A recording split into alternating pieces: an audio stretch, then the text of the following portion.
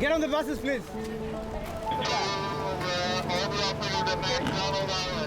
And we begin with tens of thousands of people being moved out of Fort McMurray, almost every neighborhood now being evacuated. Travis McEwen. 29,000 people are on the move, and that number is rising. Many people were evacuated to McDonald's. This is an Alberta emergency alert. We got a call from our friends telling us to evacuate immediately in our house because they said that there's a wildfire.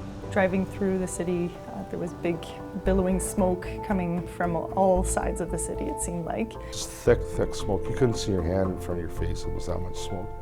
Never in my wildest imagination could I have imagined an entire city evacuation at the same time and under such a dire threat with immediate need for alternatives for living.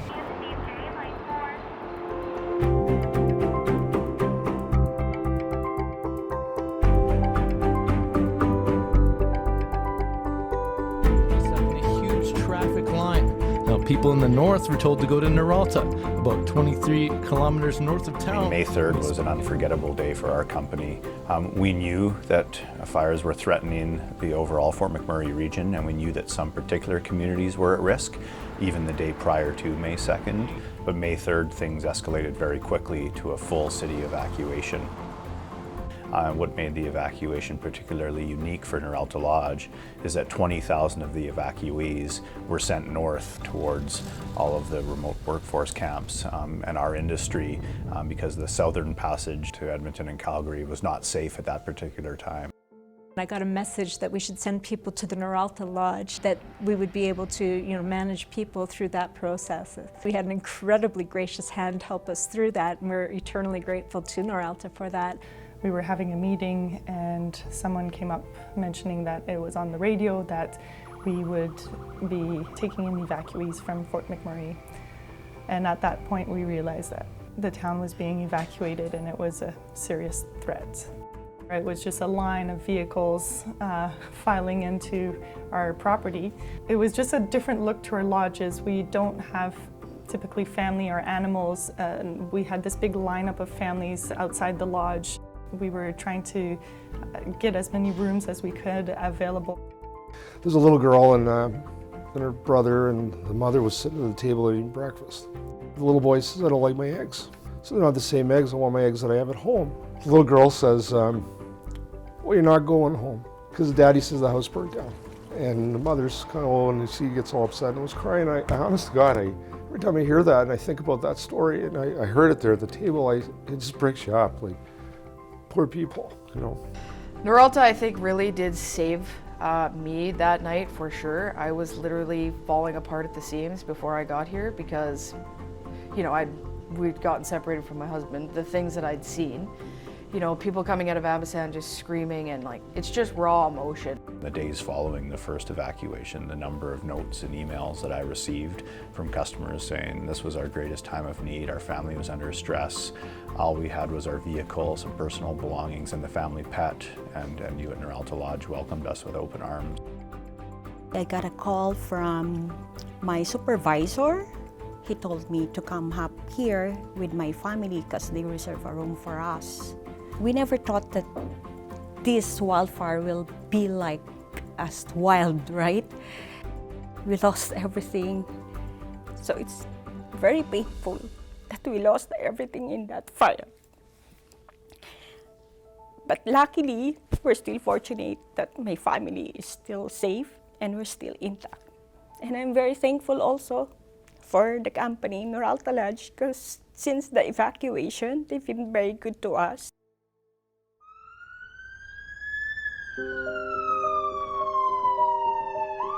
As you've been hearing in the last few minutes, the wildfire risk north of Fort McMurray is growing, and the mandatory evacuation for Fort McMurray has been extended north. Now, all camps north of Fort McMurray, up to and including the Ruth Lake camp, are being evacuated. It really feels like the fire affected Noralta Lodge in two waves. The first wave was very much due to the community being threatened, but we were still safe from a geographic standpoint. So our role in the first wave of the disaster was to house house first community members, and then first responders, and then healthcare providers, and then ultimately oil sands workers as they prepared to return to work. Well, May 16th, things changed. The winds changed, the weather changed, and a fire that up until that point had not threatened to us was turning north and heading directly our way.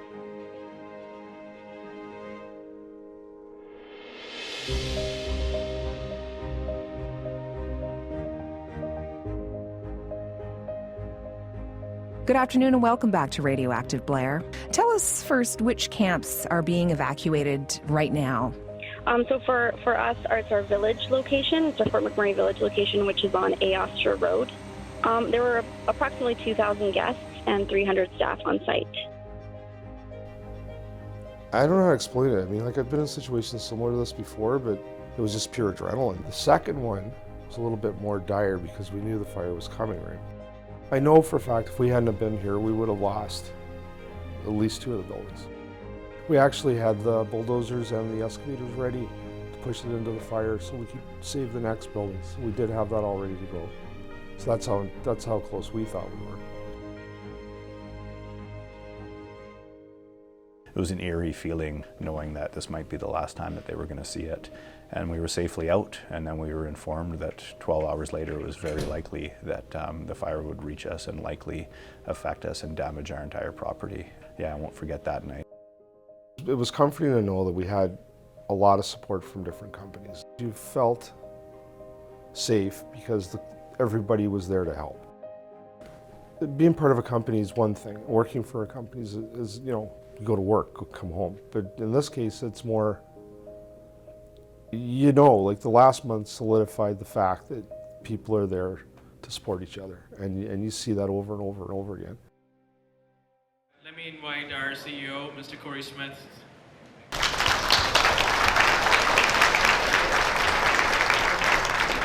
is the first time we've had a chance to get together to say thank you. And with the craziness of the last month, we haven't had a chance to have a town hall, so I thought we could just take a brief few moments. The human spirit that I love so much inside Wood Buffalo is something that I grew to love for the entire province of Alberta. And beyond that, we've had so much support from across Canada. I don't think I could ever have been more proud to be a Canadian citizen, an Albertan, and definitely somebody living in Wood Buffalo. So I am delighted to be here today to give you my thanks, my accolades, and my fundamental appreciation. There's no question in my mind that we will be so much stronger coming through. We were a pretty good community before, and if anything were to challenge us like this, it seems that we put more resolve and strength in our backbone, and that we roll up our sleeves and we really do work to help each other in the worst of times, as much as more so even than in the better times when we're really just giving charitable contributions. Now we are ourselves giving our time to people. The implications of this evacuation, and not only were they significant for the community of Fort McMurray, imagine the effect that had on jobs, you know, on the province. The Noralta Lodge staff, they just delivered. And it got to the point where our customers actually built their re-entry schedules around what we told them was possible. That's how much confidence our customers had in the Noralta Lodge team members. You know, everybody's pulling together, working really hard. It's been an amazingly impressive experience watching what's gone on with the incredible support from the teams and the communities.